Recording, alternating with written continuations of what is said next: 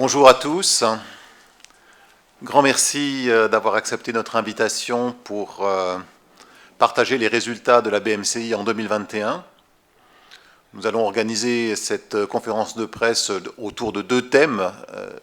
Je dirais sans grande surprise, d'abord nos résultats financiers, et puis après ça, nous avons souhaité compléter votre information avec un volet sur l'ensemble de nos évolutions digitales, qui ont été particulièrement nombreuses en 2021. Je voudrais peut-être commencer par signaler quelques faits marquants pour l'année 2021, à commencer par le renforcement de l'engagement de la banque dans la relance économique. Après une année 2020 marquée par le début de la pandémie, on a eu le plaisir de voir que l'activité économique reprenait progressivement dans le royaume, et la BMCI a été heureuse d'y contribuer, grâce notamment à un bon niveau de nouvelles productions en matière de crédit amortissable, qui a approché les 9 milliards en 2021, soit une hausse tout à fait significative de plus de 30% par rapport à l'année précédente. Et cette dynamique en matière de crédit amortissable se lit dans notre bilan, avec une bonne progression des crédits aux ménages, dont l'encours progresse, notamment pour les crédits à la consommation, de 5,7%, et dans une moindre mesure, de façon un petit peu plus modeste, pour les crédits à l'habitat, de 1,6%. Deuxième fait marquant, c'est bien sûr les résultats de 2021 qui sont en progression, notamment du fait d'une amélioration très sensible du coût du risque, et également grâce à la contribution exceptionnelle de l'opération que nous avons menée en partenariat avec Aradet. Les frais de gestion, eux, accusent une hausse, notamment liée au renouvellement de notre core banking system. J'y reviendrai dans un instant. Sur l'opération que nous avons menée en partenariat avec Aradet, il s'agissait bien sûr de contribuer au démarrage de l'activité des OPCI au Maroc, et nous avons donc constitué d'abord cette OPCI, puis nous l'avons cédée. Elle nous permet de loger une centaine d'agences dans ce véhicule-là, qui couvre, je dirais, un bon nombre de villes, 17 villes au total au Maroc, pour une valorisation que nous avons estimée à 620 millions de dirhams. Le dernier fait marquant sur lequel je voulais m'arrêter, c'est bien sûr l'évolution de notre core banking system, qui était dictée à la fois par la nécessité de sécuriser l'exploitation et puis par les perspectives de développement stratégique que nous voulions préparer. Cette refonte nous a pris à peu près 3 ans à être menée. Elle avait été lancée en 2018 et nous avons finalisé le dernier lot à la fin du mois d'août de 2021. Nous finalisons en ce moment même la stabilisation qui est en bonne voie d'achèvement. Voilà, je crois, les 4 points forts, les points clés à retenir. Et sans plus tarder, je vais passer la parole à Asma, qui va nous commenter les résultats financiers de la BMCI en 2021. Donc l'année 2021 a été marquée par une progression de notre résultat net consolidé par groupe, qui atteint à fin décembre 2021 194 millions de dirhams, soit une évolution de 24,8% comparativement à l'année dernière. Donc ce résultat net est marqué d'une part par la bonne maîtrise de notre coût du risque et par les effets sur nos résultats de la concrétisation d'une opération exceptionnelle en lien avec l'OPCI Cléopierre. Dans un contexte également d'augmentation des frais de gestion suite aux investissements consentis par la banque, notamment sur le plan informatique. Donc notre PNB consolidé au 31 décembre 2021 atteint à peu près 3,44 milliards de dirhams, soit une légère baisse par rapport à l'année 2020 de 0,3%. Nos frais de gestion consolidés atteignent 2,130 milliards de dirhams, en évolution de 23,6% comparativement à l'année 2020. Le coût du risque consolidé enregistre une amélioration de 36,2% comparativement à l'année 2020 pour atteindre 575 millions de dirhams à fin d'année 2021. Et notre résultat avant impôt consolidé atteint 351 millions de dirhams, soit une légère baisse de 2,6% comparativement à l'année 2020. En ce qui concerne nos principaux ratios financiers, donc notre ratio de liquidité atteint à fin décembre 2021 118 millions de dirhams, avec un minimum requis par la réglementation de Banque al-Maghreb de 100%, et le ratio de solvabilité atteint 13,67%, avec un seuil minimum au 30 juin 2022 de 11,5% et un Tier 1 de 11,05%. Au mois de février 2022, l'agence de notation Fitch Ratings a confirmé les notes de notre banque, soit une note à long terme AAA, les perspectives d'évolution de la note à long terme stable et la note à court terme F1+. Si nous rentrons un peu plus en détail dans les composantes de notre bilan et de notre compte résultat, donc au niveau des crédits par caisse à la clientèle consolidés, ils enregistrent une croissance de 1,4%, en passant de 50,9 milliards fin d'année 2020 à 51,6 milliards à fin d'année 2021, portés par les crédits à la consommation qui ont connu une évolution de 5,7% pour atteindre 5 milliards de dirhams à fin d'année 2021. Nous avons également l'évolution des crédits à la promotion immobilière qui ont évolué de 5,3% comparativement à l'année dernière pour atteindre 2,2 milliards de dirhams. Et nous avons également les autres crédits court terme qui ont connu une évolution de près de 10% pour atteindre 17,5 milliards de dirhams. Ces différentes évolutions ont été compensées par une légère baisse de nos crédits à l'équipement qui atteignent 7,6 milliards de dirhams à fin d'année 2021. Notre ratio crédit sur dépôt consolidé, il passe de 114% à fin d'année 2020 à 121,6% fin d'année 2021. Avec une nouvelle production en amélioration et une évolution de plus de 30% comparativement à l'année 2020 pour atteindre à peu près 8,9 milliards de dirhams de nouvelles productions sur les crédits amortissables de l'année 2021. En ce qui concerne la structure de nos ressources, donc les dépôts à la clientèle consolidés totalise à fin d'année 2021 42,4 milliards de dirhams, soit une baisse d'à peu près 4,9% par rapport à l'année dernière, avec une baisse des ressources à terme d'à peu près 15,8% et celle des ressources à vue de 1,6%. À noter par ailleurs que la structure de nos dépôts, donc nos dépôts non rémunérés, totalise à peu près 79,5% de nos total dépôts à la clientèle. Il est à noter par ailleurs que le début d'année 2022 est marqué par l'ouverture de comptes qui a retrouvé une très bonne dynamique ce premier trimestre de cette année 2022. En ce qui concerne nos engagements par signature consolidés, donc, ils ont connu une légère baisse par rapport à l'année dernière de 0,6%, pour atteindre à peu près 17,7 milliards de dirhams, avec une bonne progression et une bonne dynamique des crédits documentaires qui, eux, ont évolué de 29,1% entre l'année 2020 et l'année 2021.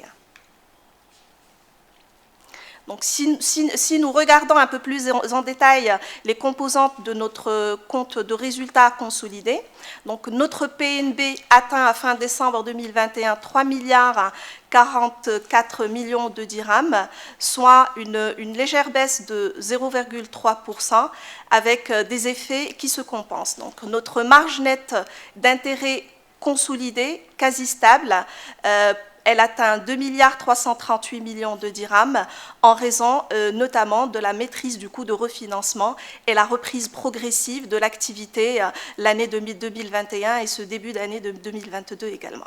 La marge sur commission consolidée, quant à elle connaît une légère baisse de 0,6%, en passant de 451,6 millions de dirhams fin d'année 2020 à 448,7 millions de dirhams fin d'année 2021. Donc cette légère baisse est en lien avec une augmentation plus importante de nos commissions servies par rapport aux commissions perçus qui ont évolué de 16,7 millions de dirhams versus commission servie 19,6 millions de dirhams. Le résultat consolidé de nos opérations de marché est impacté par l'opération exceptionnelle réalisée au cours d'année 2021. Donc, il est en baisse d'à peu près 2,8% comparativement à l'année dernière pour atteindre 341,1 millions de dirhams. Et hors cette opération remarquable, notre résultat serait plutôt en évolution. Donc, hors l'opération remarquable sur l'année 2021, notre PNB serait en évolution de 0,3% au lieu d'une baisse de 0,3%. Voilà. Les frais de gestion, quant à eux, ils ont évolué dans un contexte de poursuite de nos investissements, notamment notre système d'information, et ils atteignent 2 milliards 130, soit une hausse de 23,6%. Avec un coefficient d'exploitation qui atteint 70%, comparativement à l'année dernière où nous avions un coefficient d'exploitation de 56,5%. Et hors l'opération remarquable, les frais de gestion en intégrant l'effort au niveau de l'investissement informatique seraient en hausse d'à peu près 21,9% comparativement à l'année 2020. Donc, notre coût du risque consolidé atteint à fin décembre 2021 575,3 millions de dirhams, en nette amélioration comparativement à l'année dernière, soit 36,2%. Cette amélioration est en lien avec la politique anticipative sur la gestion des risques retenus au titre de l'année 2020 dans le cadre de la gestion de la pandémie Covid-19. Donc, notre coût du risque en point de base, comptes sociaux, atteint à fin 2021 72 points de base versus 76 points de base fin d'année 2020. Et un taux de couverture qui dépasse les 82% fin 2021 versus 80,6% fin d'année 2020. Donc notre résultat net consolidé par groupe bénéficie de l'amélioration du coût du risque conjugué à la réalisation d'opérations exceptionnelles au cours de l'année 2021 et il atteint 194,1 millions de dirhams, soit une évolution de 24,8% comparativement à l'année dernière, avec une bonne solidité financière. Donc notre ratio de solvabilité atteint 13,67% avec un Tier 1 de 11,05%.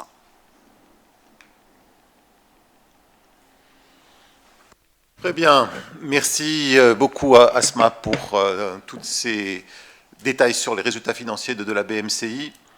Je voudrais ouvrir un deuxième volet pour compléter encore une fois votre information qui touche plutôt aux aspects informatiques et plus spécifiquement à tous les projets digitaux que nous avons menés au cours de 2021. Vous aviez sûrement encore en tête que fin 2020, nous avions profondément renouvelé notre site de banque à distance, donc BMCI Connect. Nous avons poursuivi ces travaux tout au long de 2021. Je vais laisser Lubna Haji vous les commenter. Elle est responsable au sein de la BMCI du marketing, de l'innovation et justement de la partie digitale. Je crois que c'était important de souligner que pendant tous les travaux de refonte de notre core banking system que nous achevons, Nous avons pu poursuivre le volet, je dirais, qui est plus visible du côté de nos clients et qui, justement, repose sur tous ces développements digitaux. Voilà. Merci Philippe. Bonjour à toutes et à tous. Donc, notre transformation digitale est en marche et elle nous permettra justement à moyen terme, enfin à court terme, moyen terme, d'améliorer notre expérience client et d'entraîner en fait nos clients vers plus de self-care. Alors on le voit, nous avons déjà notre socle dont vous parliez, qui est notre application, l'application BMCI Connect, qui elle aujourd'hui est de plus en plus utilisée par nos clients. Nous avons aujourd'hui un certain nombre de fonctionnalités qui fonctionnent, qui sont en fait un peu dans le marché, comme la recharge, comme la possibilité de faire des virements, de payer ses factures. Donc aujourd'hui, notre client est en capacité de faire toute cette transaction. Et nous allons venir très rapidement, donc d'ici mai, avec d'autres fonctionnalités en termes de self-care monétique qui vont permettre à nos clients justement de modifier leur plafond, de faire l'opposition de leur carte, mais aussi de générer le mot de passe qui était un de nos principaux irritants que nous avons réglé. Donc notre application c'est nettement améliorée. Elle est aujourd'hui, c'est une application très fonctionnelle qui est, même en termes de parcours client, l'une des plus satisfaisantes de la place. Beaucoup de belles choses à venir pour cette année 2022. Donc, voilà. Nous avons aussi le volet en fait, des moyens de paiement. Donc, comme vous avez pu le constater, nous avons lancé en ce début d'année le bracelet Whoop, qui est un bracelet pour le paiement. En fait, un bracelet pour le paiement sans contact et qui est une offre dédiée à nos jeunes. Donc, aujourd'hui, nous sommes les seuls sur la place à avoir ce moyen de paiement innovant, qui est réellement un franc succès et qui a été très adopté par notre population et par nos nouveaux clients jeunes.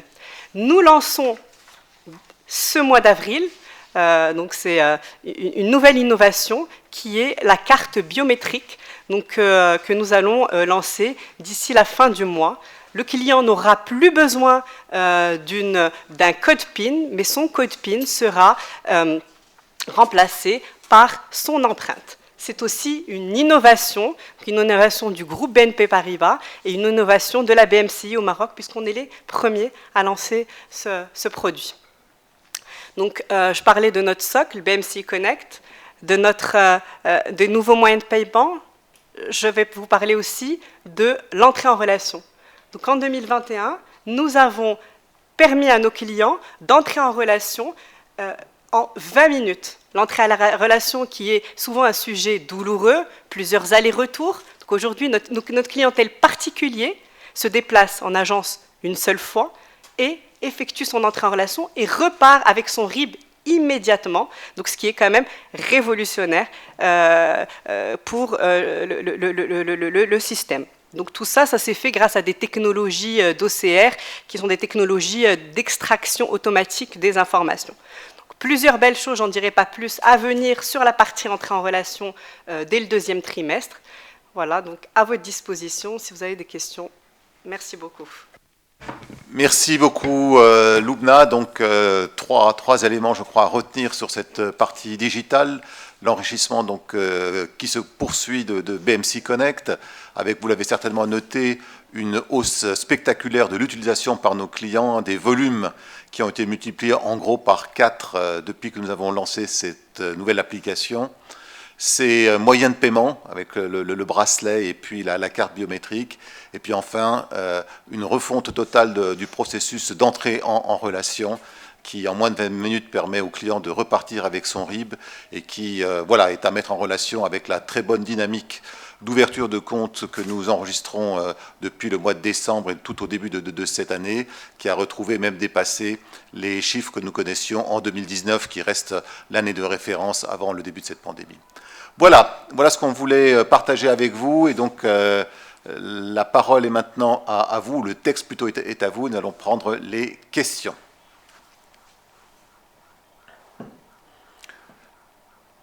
Alors, peut-être première question.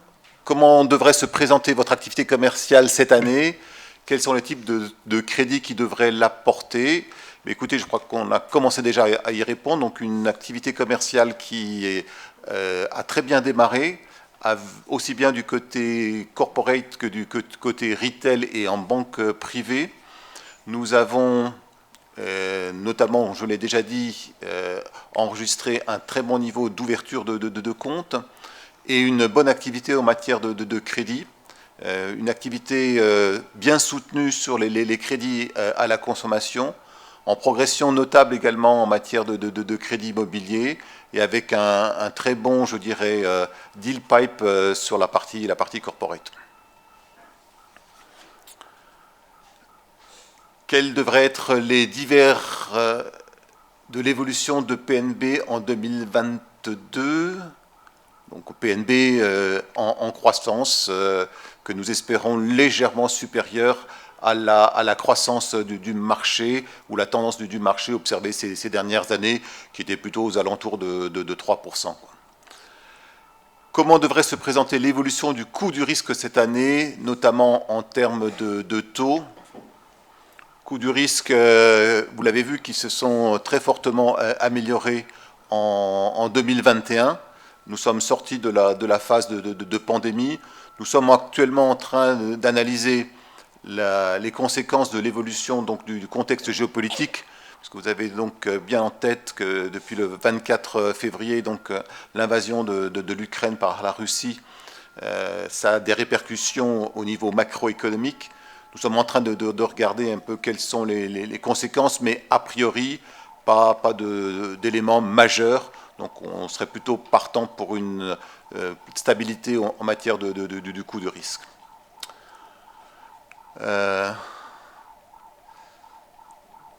Quel a été le montant alloué aux investissements SI en 2021 ? Cet investissement devrait-il se poursuivre en 2022 ? Et si oui, pour quel montant ? Oui, alors nous avons enregistré, vous l'avez noté, une hausse significative des investissements en 2021 et nous devrions rester à peu près à ce niveau-là dans les années qui viennent.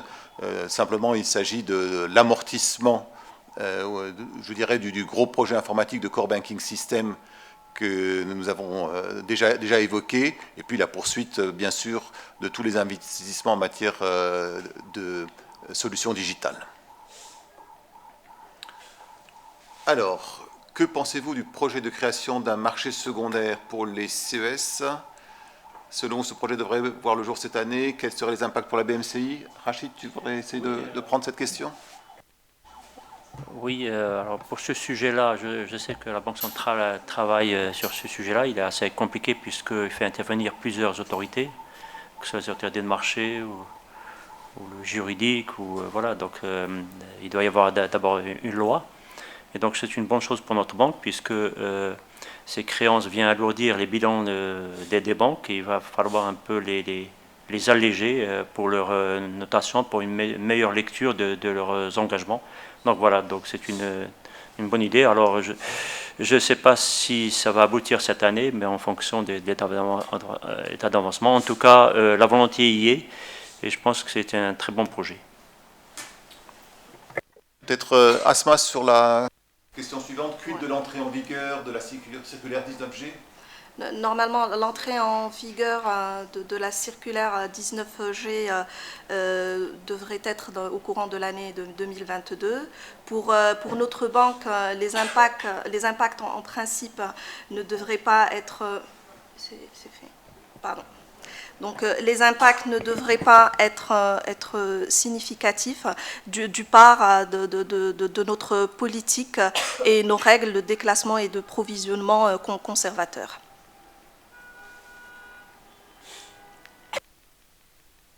Peut-être sur Najma, Rachid, quid de l'activité de notre fenêtre participative Najma ?